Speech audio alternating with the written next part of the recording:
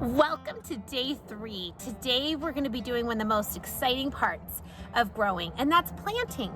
And we're not going to just throw seeds all over scattered. We're actually going to think about how we're going to plant our lettuce seeds so that we have the best production. Here are some romaine lettuce seeds, Parris Island, one of my favorite type of seeds for lettuces. And there are probably thousands of seeds in this one little container. And when you get seeds from a store or an online store, they can come in other colors like dark brown, gray, white.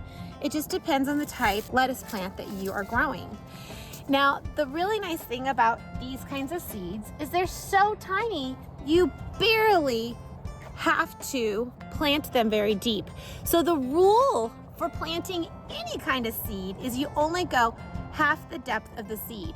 So I'm only gonna have to plant 1/4 of an inch down. In this bed, I've got a couple spaces that I can plant something.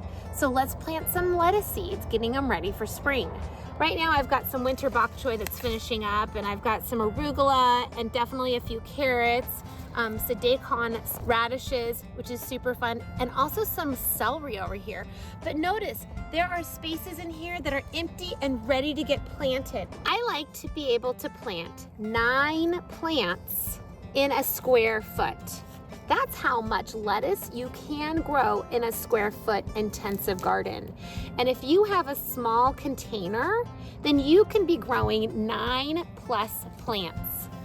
I then take my seeds and I just put a couple little seeds, right? It's not gonna be perfect, where I think those little holes are gonna go. And then I barely need to cover them because these seeds need to be close enough to the surface that they're gonna be able to reach the light when they do germinate. And now you have 9 lettuce plants that are getting ready to grow in a 1 square foot space. So if you have a container, you can plant 9 or more plants of lettuce seeds. The amazing part is that 1 package of lettuce can then help me plant for a whole nother season.